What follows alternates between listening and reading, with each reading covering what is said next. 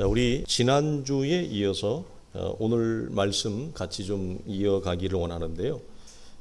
지난주 첫 번째 우리 말씀에 나눴던 핵심적인 주제가 뭐였냐면 믿음의 여정이 시작되어지면 아주 예수를 믿은 초기를 제외하고는 그 다음부터 펼쳐지는 것이 뭐냐면 하나님과의 관계가 돈독해지기 위한 믿음의 걸음이 두꺼워지면 나타나는 현상이 뭐냐면 내 생각과 내 계획과 기대대로 내 삶이 내 손에 들어오지 않는 현실이 펼쳐져요.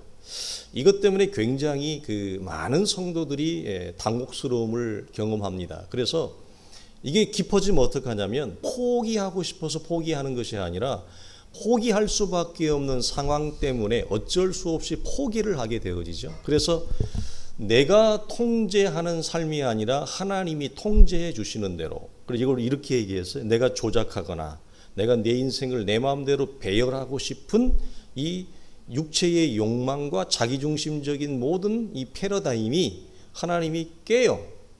그걸 무너뜨려요. 그래서 하나님이 우리의 삶을 새롭게 창조하시고 배열해 가시고 하나님이 열어가시는 삶으로 우리가 나아가게 되어지는데 그게 싫어요. 육체적으로 싫기도 하고 우리가 고집을 피우기도 하고 버티기도 하고. 왜냐하면 하나님이 이끌어주시는 삶이 내가 원하고 기대했던 것과 다르다라고 하는 사실 때문에 그렇습니다. 오늘은 이제 두 번째입니다. 인간의 감각과 경험이 만들어준 이 토대가 있어요. 지금까지 살아오면서 그런 토대, 지식에 기초한 확인을 어쩔 수 없이 포기하게 되어져요. 그러니까 이런 우리가 나누는 지금 이 두 가지의 어떤 주제나 내용을 경험한다고 하는 것은 그분은 굉장한 믿음의 싸움을 하고 있는 분이에요. 그러니까 굉장히 진하게 예수를 믿어가는 분이라는 얘기죠. 예수를 진하게 안 믿고 교회만 왔다 갔다 하는 분들은 사실은 이 내용을 받아들이기가 어려워요. 왜냐하면 전혀 내 삶과 겉도는 얘기를 하거든요. 전혀 다른 별개의 얘기를 하기 때문에 그래요.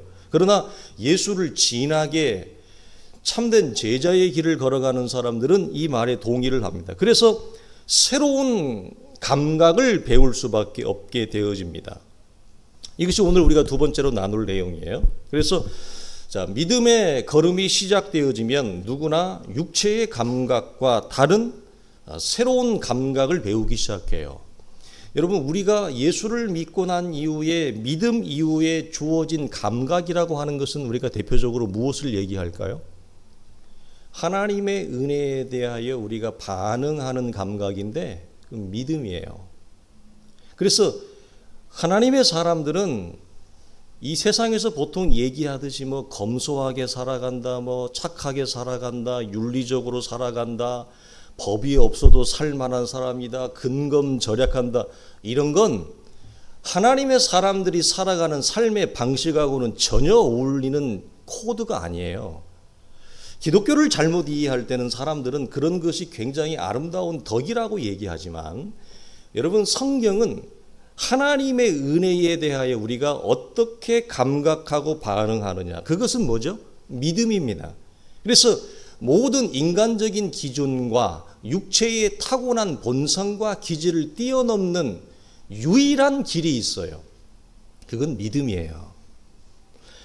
우리가 대부분의 사람들이 예수를 우리가 믿어가면서 어려워하는 것 중에 하나가 뭐냐면 이런 거예요. 내가 지금까지 하나님을 모르고 살아오면서 몸에 배어있던 육체의 스타일, 그걸 육체의 방식이라 그러죠.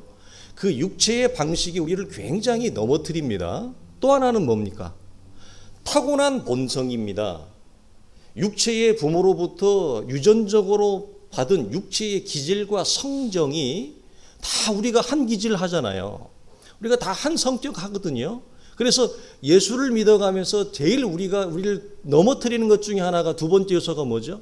그놈의 육체의 성질입니다. 그래서 우리가 이런 성질머리가 참 우리가 다들 한 성질머리하고 아름다워서 우리를 넘어뜨리는데 이전에 살아왔던 육체의 삶의 방식을 뛰어넘는 유일한 길이 있어요. 그게 뭐예요? 믿음으로 그냥 살아가는 거예요. 모든 걸 일소시켜요. 여러분, 타고난 육체의 성정과 기질 때문에 오르락내리락 하는 우리의 삶의 질퍽한 걸음을 단 한 키에 평정할 수 있는 게 있어요. 그건 뭐죠? 그냥 믿음의 길을 걸어가는 거예요. 그래서 믿음은 하나님의 사람됨의 존재 방식이기도 하지만 하나님과, 살아계신 하나님과 나라고 하는 한 인격이 소통하는 소통의 방식이에요. 두 가지를 제가 표현했어요. 믿음은 우리의 새로운 존재됨의 정체성이에요. 그걸 우리가 존재의 방식이에요. 믿음이. 또 하나는 뭐냐? 한 축은 뭐냐? 그 하나님과 어떻게 소통할 거예요. 그 하나님과 어떻게 주고받을 거예요. 하나님의 생각이 무엇이고 하나님의 생각에 나는 어떻게 반응할 거예요. 그것이 이전까지 살아왔던 계산과 자기중심을 기초로 해 살아왔던 방식이 아니고 내 성질대로 반응하는 방식이 아니고 오직 그리스도 예수 안에서 새롭게 주어진 믿음이라고 하는 이 하나님의 새로운 영적인 감각이 하나님과 우리를 소통하게 해요. 대화하게 하죠. 창문을 연다고요. 창을 여는 놀라운 채널이에요. 그래서 믿음은 존재의 방식이기도 하고 하나님과 우리가 소통하는 소통의 방식도 되는 거예요. 그래서 믿음으로 우리가 살아갈 때 이 모든 이전에 우리를 괴롭혔던 내 삶을 충돌케 했던 것을 넘어서는 유일한 길이기도 합니다. 그래서 이걸 우리가 육체의 감각을 중심으로 해 살아왔던 삶에서 영적인 감각을 중심으로 해서 살아가는 삶으로 우리가 삶이 전환이 되어져요. 이게 믿음이 시작되면 우리 속에 이루어지는 위대한 변화입니다. 그러나 이 삶의 대전환이, 패러다임의 대전환이 일어날 그 중간쯤에 있는 우리는 어떻게 하죠?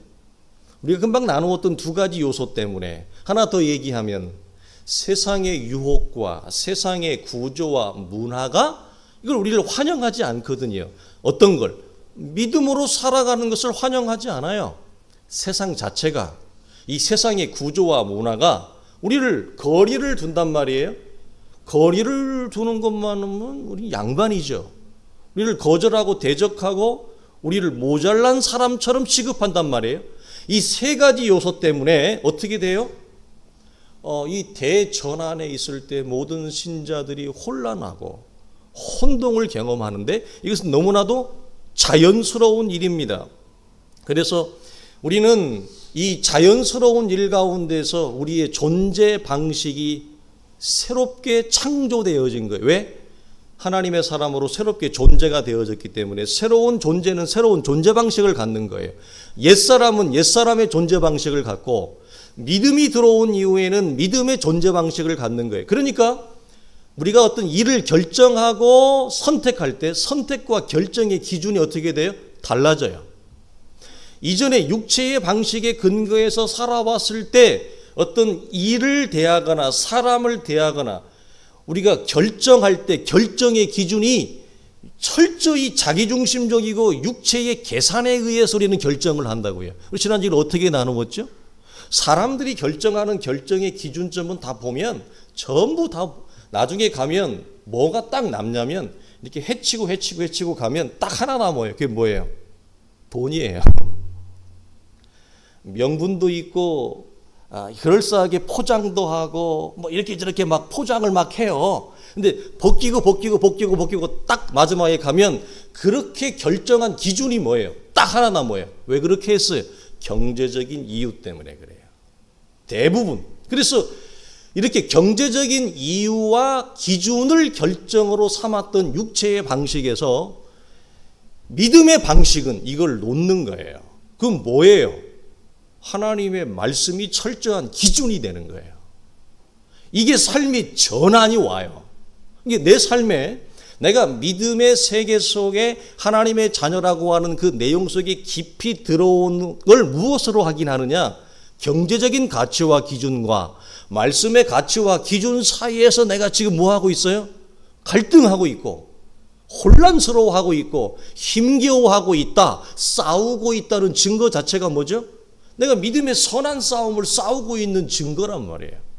믿음의 선한 싸움을 싸우지 않거나 내가 그 믿음의 세계에 깊이 들어오지 않으면 이런 갈등이 없어요. 항상 우리는 뭐죠? 경제적인 가치와 기준이 내 삶의 결정의 유일한 근거잖아요. 예, 다른 게 별로 없다고요, 대다수. 그러나 이런 우리가 존재가 바뀌었기 때문에 새로운 존재의 가치를 갖잖아요. 왜? 존재가 달라졌으니까 보는 눈이 다르거든.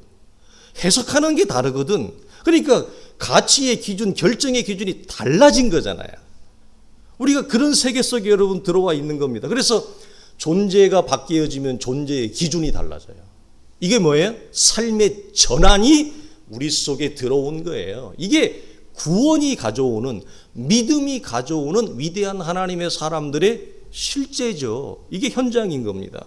그래서 인간의 감각과 경험과 이해를 넘어서는 하나님의 신적인 손길, 하나님의 신령한 말씀을 따라 살아가는 것을 배우게 되죠. 이제 내 편한 대로 내 쉽게 결정하고 하나님 앞에 물어보지도 않아. 하나님 앞에 여쭈어보지도 않아. 말씀을 쳐다보지도 않아. 말씀을 들어보지도 않아. 그냥 내 생각대로 내가 살아온 가치대로 인생의 흐름이 흘러가도록 내어버려 두는 삶을 살다가 이 흐름이 끊어져 버리는 것입니다. 그리고 말씀의 흐름을, 말씀의 파도를 타는 거죠. 하나님의 말씀의 신적인 손길을 붙잡고 가는 거, 이게 믿음이 시작된 자의 아름다운 증거입니다. 그래서 그게 시작되어지면 나를 기초로 해 살아왔던 삶이 우리는 십자가에 연합되어져 죽고 하나님을 따라 사는 새로운 삶의 세계가 펼쳐져요. 이게 믿음의 세계예요. 그래서 그 펼쳐진 믿음의 세계에 우리는 무엇을 가지고? 하나님의 말씀에 반응하는 믿음을 가지고 그 열어진 펼쳐진 세계 속으로 뛰어들어가는 거예요. 그리고 말씀을 따라 오늘도 믿음으로 반응하며 한 걸음 한 걸음 나아가는 것. 이게 여러분 우리의 믿음의 현실이고 현장입니다. 그러나 이 삶의 전환은 하나님의 부름이 있고 하나님의 은혜가 있다 하여 모든 사람이 담대하게 가감하게 지체 없이 즉시 바로 뛰어들어가는 것은 아닙니다. 우리 지난주에 나누었죠. 하나님의 말씀을 받았을 때는 어떻게 반응하는가? 대다수는 외면합니다. 성령의 역사와 말씀의 감동이 분명히 있습니다. 그럼에도 불구하고 우리는 그 말씀을 믿음으로 받고 수용하여 따르기보다는 못 들은 척합니다. 아닌 척합니다. 이것 또한 자연스러운 거예요. 왜? 사람이니까. 사람이기 때문에. 그래서 아브라함이 창세기 12장에 등장하지만 11장 하반부를 그의 아버지 데라와 함께 그의 족보와 가문을 기록해낸 이유가 뭐냐? 아브라함도 아버지 데라와 함께 형제와 함께 갈대아 우르를 떠났지만 하란에서, 하란이 어디예요? 이스라엘 하나님이 지시하시는 땅의 마지막 넘어가기 전인 국경 도시거든요. 그 국경 도시에서 아브라함이 못 나가요. 한참 동안 못 나가요. 언제까지? 아버지 데라가 돌아가실 때까지. 그 기간이 수십 년이라고요. 그리고 창세기 12장 1절이 시작되어지는 거예요. 무슨 말입니까? 하나님이 아브라함에게 분명히 말씀이 있었고 하나님의 은혜가 있었고 사인이 있었는데 그 하나님의 사인과 은혜와 말씀 앞에 모든 사람이 그렇게 즉각적으로 담대하게 자신의 전 생애를 말씀 앞에 맡기거나 던지지 못하더라는 거죠. 상당한 기간 동안 주춤거리더라 이거죠. 상당한 기간 동안 갈등하더라 이거죠. 나가야 되는지 무시해야 되는지 가만히 있어야 되는지 모른 척해야 되는지 이겁니다. 아브라함이 이처럼 상당 기간 주춤한 것처럼 누구나 다 우리는 주춤해요. 그러나 그럼에도 불구하고 하나님은 우리에게 무엇을 요구하느냐? 하나님의 약속의 말씀에 반응하기를 믿음으로 응답하기를 요구해요. 그래서 육체를 따라 사는 방식에서 이제는 탈출해서 하나님의 말씀을 따라 사는 방식으로, 성령의 감동을 따라 사는 방식으로 바뀔 것을 우리에게 하나님은 요구하고 기대합니다. 근데 이게 안 되니까 하나님이 우리를 향해서 오랫동안 참는 거예요. 제일 어려운 게 뭐예요? 자녀를 키우면서. 관계에서, 친구 관계에서 부모와 자녀의 관계 제일 어려운 게 뭐냐? 오래 기다려주는 거야. 그러니까 우리가 힘드니까, 기다리는 게 힘드니까 어떻게 해요? 짜증내고, 큰소리 나고, 얼굴을 붉히고, 소리를 치고, 싸우고, 지지고, 볶고 하는 이유가 왜 그렇죠? 기다리는 게 그만큼 힘들다는 얘기예요. 오랫동안 참아주는 게 얼마나 힘든지 몰라요. 그래서 하나님이 이게 우리가 하루아침에 되면 얼마나 좋겠어요. 근데 안 되니까 하나님이 이처럼 여러분 오래 참게 되어집니다. 그래서 우리는 믿음의 방식, 새로운 존재의 방식을 배워야 돼요. 근데 내가 배우기 원하고 내가 소망하고 사모하고 기대하면 거절하는 자보다 진척이 빠릅니다. 무시하는 자보다, 말씀을 외면하는 자보다 하나님의 말씀의 세계, 순종의 세계, 말씀이 성취되는 세계 속으로 빨리 들어가요. 그러나 이런저런 구실과 핑계를 대고 하나님이 우리를 초대하시는 세계에 발을 담그기를 거절하는 분들이 있어요. 물론 하나님이 열심히 그를 기어이 그 세계에 여러분 인도합니다. 그리고 자기가 들어갈 수밖에 없는 상황과 조건으로 하나님이 컨디션을 창조하기도 해요. 그래서 우리가 지난주나 이번 주 두 가지 큰 주제의 소주제에서 공통적으로 나오는 게 뭐죠? 어쩔 수 없이 그 세계로 들어가요. 어쩔 수 없이 포기하는 거예요. 어쩔 수 없이 그걸 선택할 수밖에 없는데 사실은 선택이 아니에요. 왜? 하나밖에 없거든. 뭐 하나 이상이 되어야 선택이라고 말을 할 수가 있는데 보이는 것이 딱 한 지점밖에 없어요. 그러니까 이건 뭐 선택의 여지가 없는 거죠. 그냥 그 길을 갈 수밖에 없는 상황과 컨디션으로 하나님 뭐 한다? 창조해요. 왜? 계속 버팅기니까. 왜? 내 중심의 세계로 살고 싶거든. 그리고 내 중심의 세계에 하나님도 새롭게 내가 배열하고 주물럭주물럭 하고 싶은데 하나님은 거기에 동의하지 않기 때문에 그렇죠. 그래서 갈라디아서 5장에서는 이 부분을 뭐라고 얘기하죠? 성령을 따라 행하라. 즉 영을 따라 행하라. 그리하면 육체의 욕심을 이루지 아니하리라. 그런데 예수를 믿는 믿음의 길을 걸어간 우리 속에도 여전히 육체의 욕심과 소욕이 성령의 소욕과 서로 싸우는 것처럼 이 갈등 구조 속에 있더라는 거예요. 그래서 자꾸 버팅기는 거예요. 그 길에서 믿음의 관점으로 얘기하면 뭐죠? 담대하게 믿음의 길을 선택하고 나아가라. 갈라디아에서 바울은 뭐라고 해요? 담대하게 성령을 쫓아 행하라. 두 가지 공통점을 하나로 맞추면 뭐가 돼요? 말씀을 따라 살아라 이거예요. 그냥 이것저것 계산하고 따지고 그러지 말고 성령의 인도함을 받아라. 성령이 내 안에 역사하는 대로 따라 살아라. 말씀이 내게 감동하는 대로 따라 살아라. 이거예요. 이게 여기서 이게 설교는 하지만 우리 성도들도 말씀을 듣지만 이게 여러분 쉽습니까?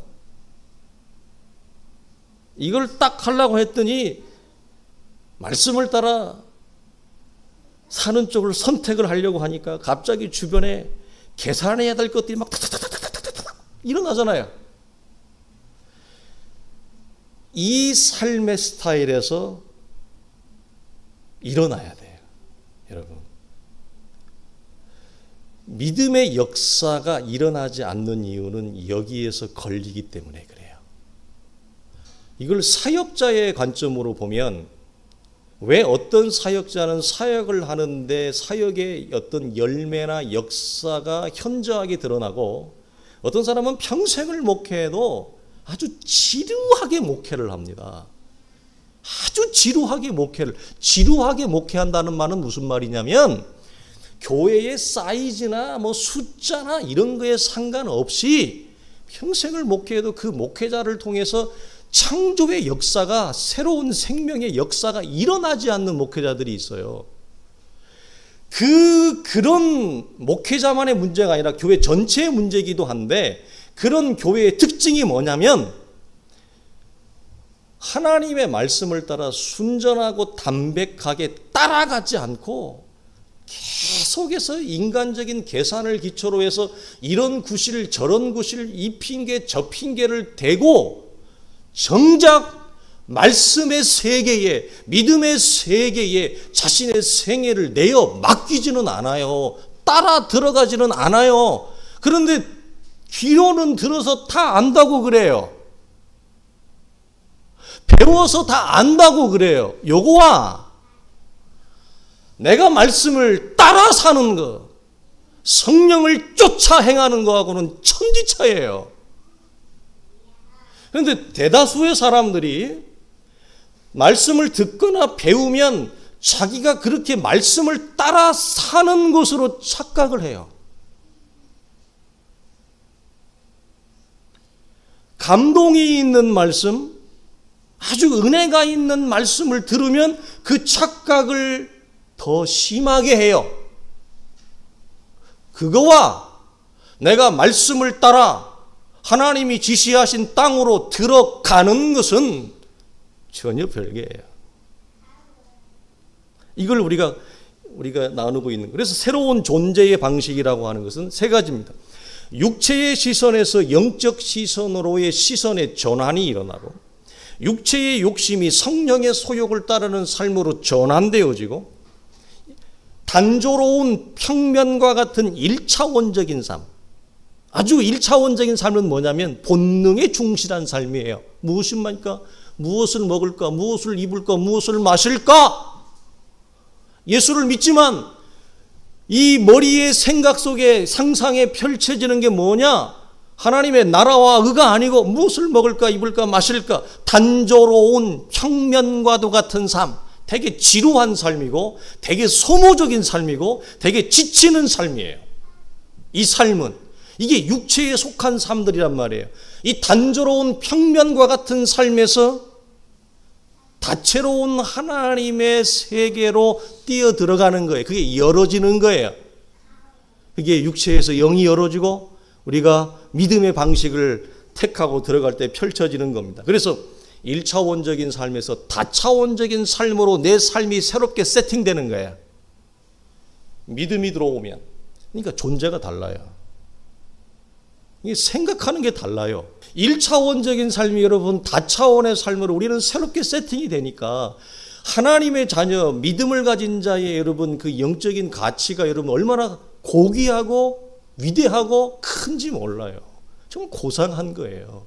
그런데 이게 가치와 이상과 내용은 고상하고 아름다운데 문제는 뭐냐? 우리의 존재됨이 거기에 너무 못 따라가는 우리가 늘 안타까움이 있죠. 그래서 다차원의 삶이라는 건 한마디로 이거예요. 하나님과 함께하는 삶이에요.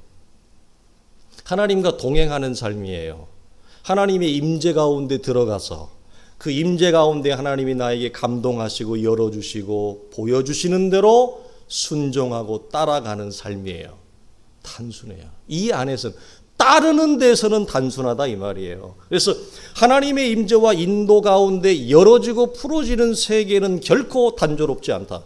믿음 이전과 이후의 아브라함의 삶을 보면 육체를 소모하는 일 외에는 아브라함의 생애나 우리의 생애나 여러분 다를 바가 없어요. 믿음 이전에는. 그러나 믿음이 시작되어지고 아브라함이 꽤나 많이 지체했지만 하나님의 말씀을 따라 여러분 들어갔을 때 그의 삶이 여러분 펼쳐지는 그 인생의 세계와 풍경이 커집니다. 왜 그렇죠? 한마디로 얘기하면 하나님을 보이는 삶을 살기 시작하거든요. 그때부터.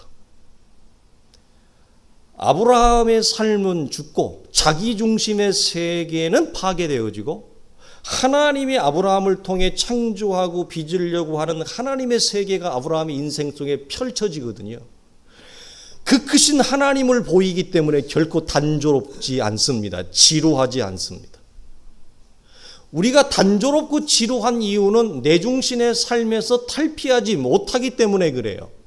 내중심의 삶에서 탈피하지 못할 때 겪는 어려움은 뭐냐?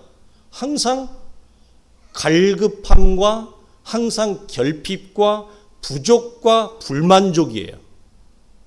마음에 시원한 만족이 없어요. 굉장히 지루해. 그래서 탈출하고 싶은 거예요. 어디든 가고 싶은 거예요. 그렇죠? 많은 현대인들이 마음에 갖는 이 소욕이 뭐냐면 제발 좀 내가 있는 이 지루한 일상을 탈피하고 싶은 거예요. 어디든 좀 가고 싶은 거예요. 그 이유 중에 하나가 뭐죠? 육체의 소욕에 기반을 둔 자기중심의 세계를 사는 사람들은 이것을 근본적으로 해결할 방법이 없어요. 오직 하나님의 임재와 인도함 가운데 하나님의 세계에 우리의 인생을 담글 때 거기에서 가라지 않는 생수를 마셔요. 거기에서 가라지 않는 하나님의 하늘의 만나를 먹어요. 그럴 때 인생은 다양하고 아름다운 풍경이 펼쳐지죠. 아브라함이 언제 믿음이 무엇인지를 보이는 삶을 살았습니까? 그러나 이제는 믿음이 무엇인지를 보이는 삶을 살아요. 여러분이 그렇잖아요. 우리가 그렇잖아요. 언제 아브라함이 구원이 무엇인지를 보이는 삶을 살았습니까? 이제는 그런 삶으로 삶이 전환된 거예요. 언제 아브라함이 무엇을 먹을까 입을까 마실까의 삶 외에 하나님을 보이는 삶을 살은 적이 있습니까? 없죠. 그러나 이제는 하나님을 보이고 하나님의 나라를 보이는 삶을 살게 되어져요. 이게 믿음이 시작되어지면 우리 속에 찾아오는 놀라운 삶의 전환이라고 하는 거죠. 하나님과 우리가 어떤 관계에 있는지 그 관계를 보이는 삶으로 우리가 살아가잖아요. 하나님과 우리가 어떻게 대등한 존재가 되어져 가고 하나님이 우리를 창조하신 창조의 영광과 목적이 무엇인지를 보이는 삶을 살잖아요. 이게 너희는 세상의 빛이라 소금이라 이 말씀 아닙니까?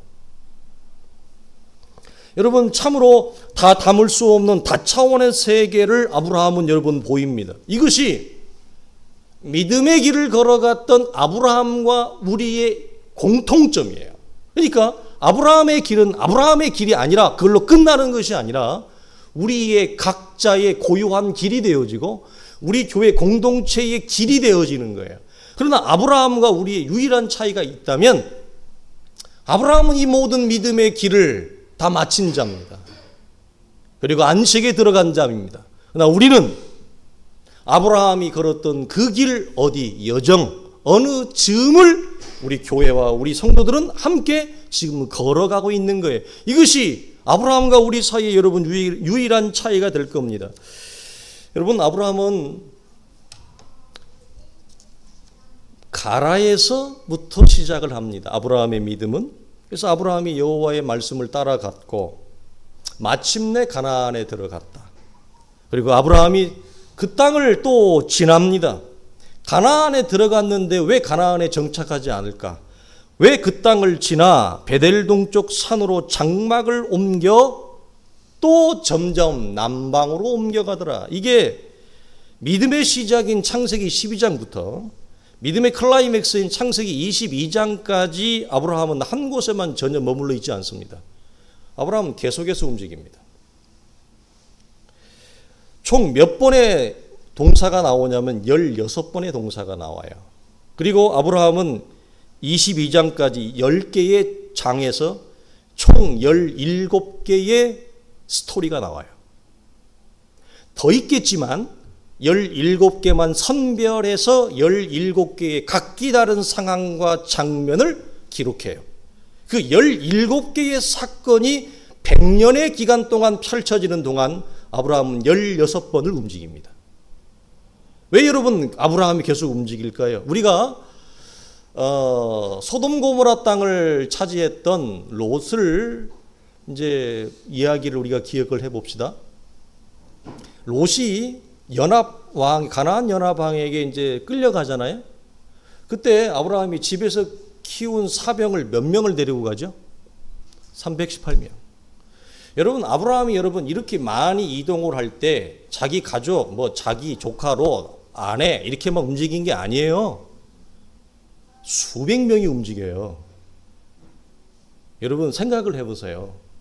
4인 가족 이사하는 거하고 수백 명이 여러분 이게 지금 몇 번째예요. 수도 없이 여러분 이사를 한다고 생각을 해보세요. 여러분 같으면 좋아하시겠어요? 나도 질렸어요. 나도 하도 이사 많이 하는 것에 나도 질렸어요. 나도 좀 한 곳에 정착해서 살고 싶어. 근데 왜 이렇게 하나님이 계속 한 곳에 정착하지 못하도록 계속해서 내 삶을 이렇게 이동시키는지 나도 묻고 싶고 여러분도 묻고 싶지 않습니까? 여러분 이 기간이 몇 년이라고요? 100년을 움직여요. 하나님 참 어지간하죠. 안 지치나 봐. 안 지치나 봐. 여러분 왜 믿음의 조상들은 한 곳에만 있지 않고 왜 이렇게 여러분 계속 앞으로 나아갔을까? 하나님의 아브라함을 향한 생애의 마지막 지점에 이르러서야 끝납니다. 그게 뭐죠? 이삭을 결박해서 드리는 그 지점에 이르러서야 더 이상 하나님의 지시하심이 내려오지 않습니다. 놀라운 일 아닙니까? 여러분 여기에는 이런 의미가 담겨 있어요. 첫째는 이겁니다. 이 땅은 우리의 영원한 본향이 아니라는 거죠. 우리가 들어갈 영원한 하나님의 나라, 우리가 들어갈 그 도성이 따로 준비되어져 있다. 그래서 우리는 이 땅을 나그네와 행인처럼 지나갑니다. 그러나 나그네와 행인처럼 지나간다 하여 이 땅이 결코 가벼운 땅이 아닙니다. 지난주 이번 주 중요한 주제 가운데 하나는 뭐냐면 가나안이라고 하는 현실의 터에서 우리는 하나님을 봅니다. 육체로 오신 예수 안에서 하나님을 보듯이 우리가 사는 이 지난하고 전혀 마음에 들지 않는 내 가정, 내 직장, 우리의 현실, 우리의 부부관계, 우리의 자녀관계 안에서 우리는 하나님을 보는 하나님의 놀라운 은혜가 우리 속에 믿음으로 주어진 거예요. 그러니까 믿음은 전혀 마음에 들지 않는 이 육체라고 하는 가나안이라고 하는 이 영원한 터도 아닌데 잠시 있다가 사라질 터지만 그 터에서 하나님의 나라를 보는 거예요. 굉장히 중요한 겁니다, 여러분. 그래서 그냥 저것만 없으면 살겠는데 이 일만 없으면 좋겠는데 뱃속이 다 시원하겠는데 이거죠, 우리 속에. 근데 저것만 없으면 좋겠는데 그 대상을 통해서 하나님이 나에게 일을 해요. 그리고 그 하나님의 일한다는 것을 우리가 보게 될 때 그걸 응시하게 되어지고 뚫어지게 쳐다봐요. 수없이 갈등하죠. 수없이 생각하죠. 수없이 잠을 못 이루죠. 그럴 때 뭐가 열려요? 저 미움의 대상을 통해서 하나님이 보이기 시작하고 도저히 감당할 수밖에 없는 이 악조건을 뗄 수가 없잖아요. 너무 힘드니까 떼어지지 않는다고요, 이게. 너무 괴로우니까 잠을 못 자는 거예요. 너무 괴로우니까 잔상과 생각이 이어지고 망상이 되어지고 상상이 되어지고 공상이 되어지는 이런 생각들이 내 머릿속에 꽉 차요.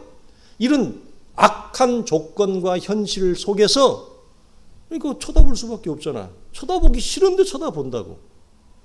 너무너무 힘드니까 쳐다보기 싫지.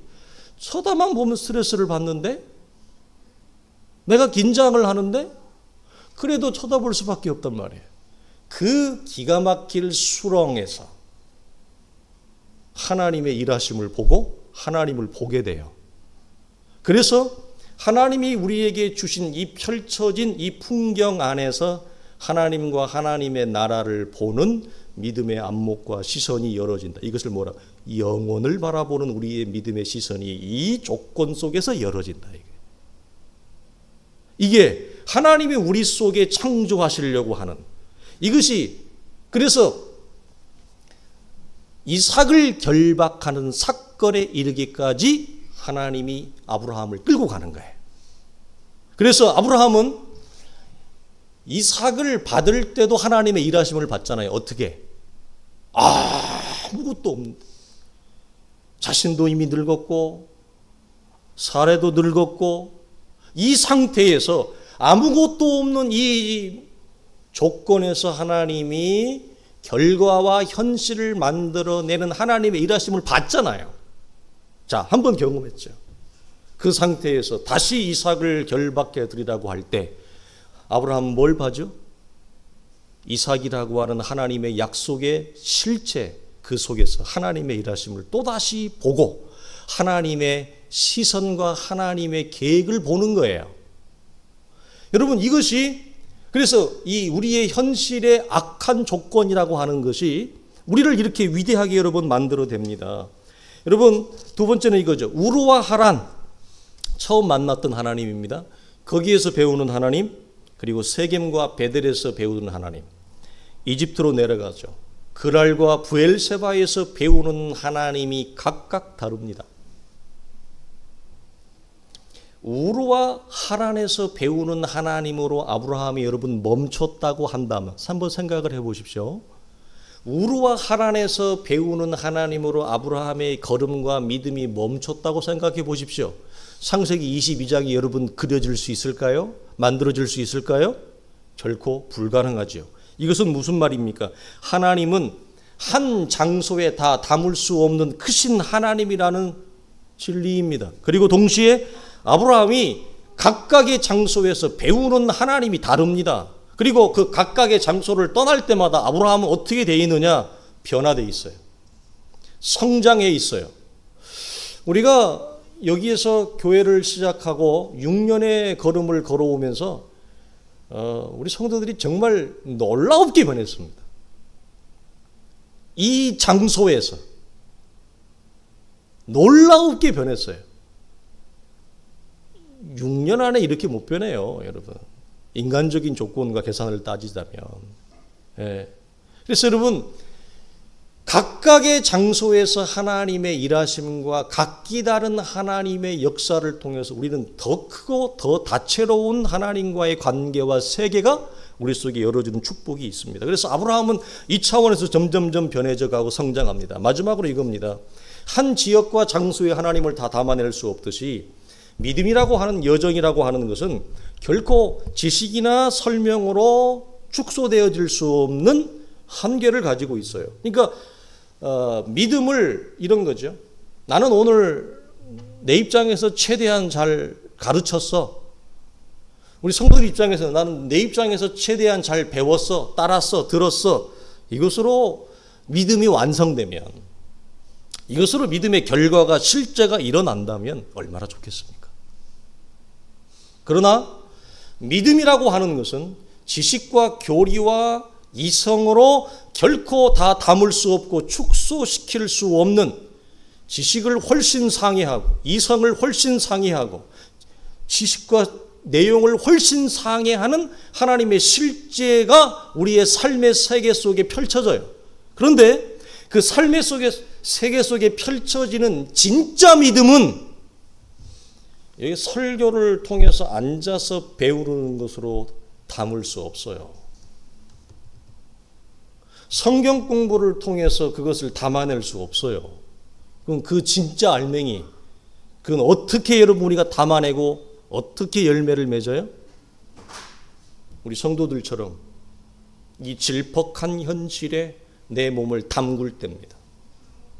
계산하지 아니하고 내 삶을 거기다가 여러분 집어넣을 때, 하나님의 일에 내가 동참되어지고 적극적으로 참여되어질 때, 진짜 믿음은 내 인생 속에 살아 움직이며 일하는 건데, 믿음이 지식과 설명 안에 있을 때 나타나는 특징은 나의 일상과 현실과 전혀 믿음이 관계가 없습니다. 왜? 백과사전 안에 있잖아요. 내가 배운 믿음은 이 성경 안에 있지 내가 살아가는 나의 현실과 나의 일상에는 없잖아요. 그러니까 필요할 때 그냥 찾아서 보는 거예요. 듣고 싶으면 주일날 한번, 일주일에 한번 나와가지고 말씀 한번 듣는 거예요. 이렇게 그 목사가 설교를 잘하면 다행이고 못해도 상관없고, 예, 한번 듣는 것으로 문 닫고 필요할 때마다 성경 펴서 한번 보고 닫고 백과사전식 믿음인 거예요. 그것은 그런 믿음은 나의 일상과 현실에 아무런 역사, 작동, 우리말로 하면 아무런 삶의 변화를 일으키지 못합니다. 근데 우리는 그걸 믿음이라고 착각하고 있는 거죠. 이거죠. 그래서 아무 일도 일어나지 않는다.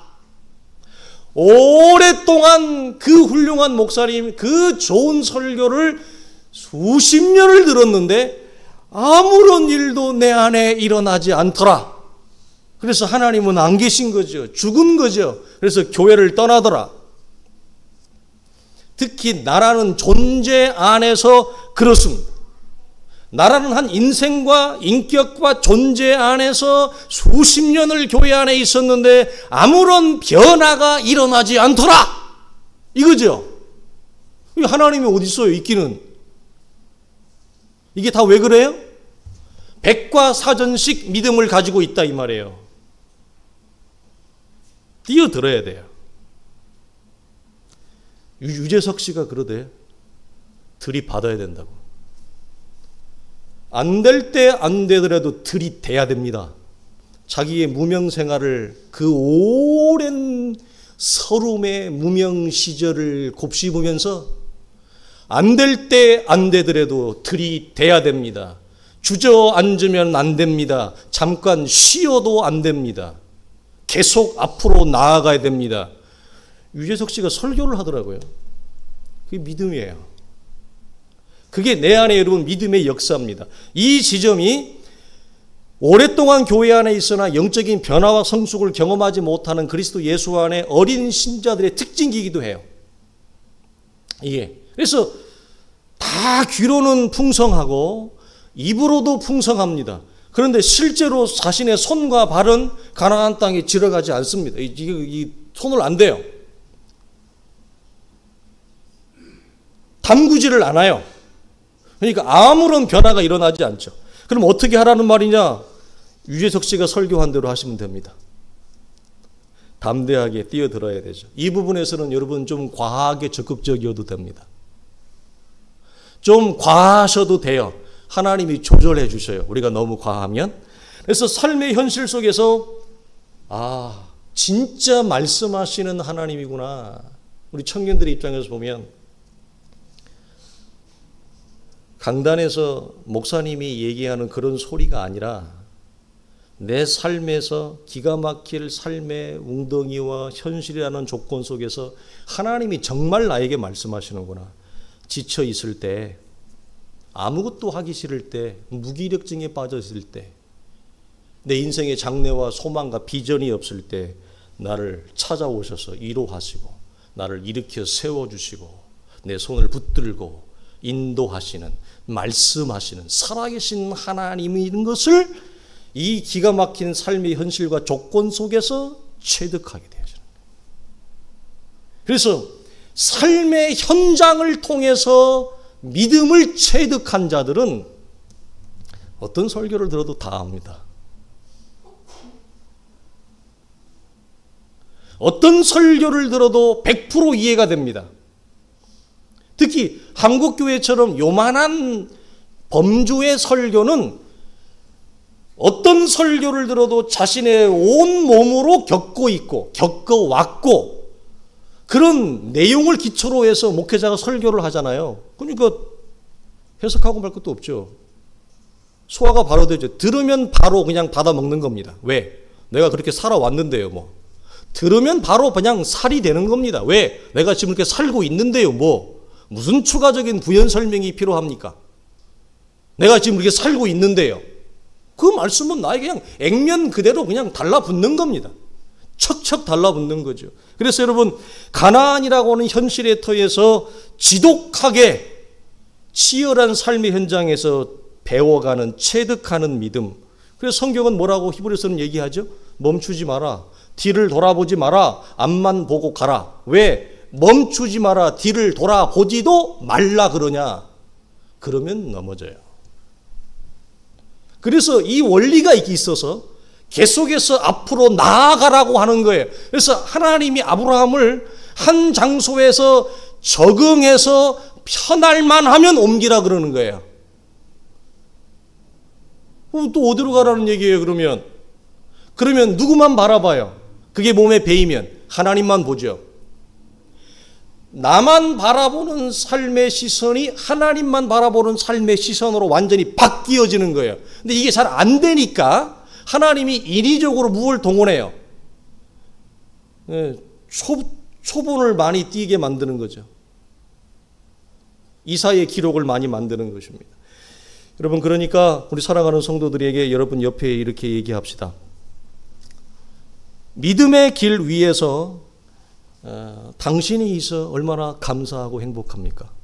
한번 여러분 고백해 봅시다. 믿음의 길 위에 당신이 있어 행복하고 감사합니다. 여러분이 있어서 정말 감사하고 여러분 행복한 거예요. 혼자 가려면 얼마나 여러분 퍽퍽하고 여러분 지치겠어요. 우리 성도들이 있고 옆에 가족이 있으니까. 우리 사랑하는 성도들 말씀을 마치겠습니다. 우리 사람들의 교회 공동체가 여러분 말씀의 실제가 있는 교회가 되기를 원합니다. 그리고 변화된 인격의 존재와 영광이 있는 성도들이 되어지기를 소망합니다. 여러분, 이 시대를 보십시오. 얼마나 지식이 여러분 정보가 난무하는 시대입니까? 설교가 얼마나 난무하는 시대입니까? 그런데 무엇은 없어요? 삶의 실제, 삶의 결과, 내 몸으로 쓰는 기독교의 신앙은 없어요. 전부 입으로 떠드는 기독교만 있어요. 내 몸으로 만들어내는 기독교가 없어요. 이런 시대에 여러분, 우리가 그런 역할로, 그런 존재로 우리 공동체가 세움받기를 주의 이름으로 간절히 축원합니다.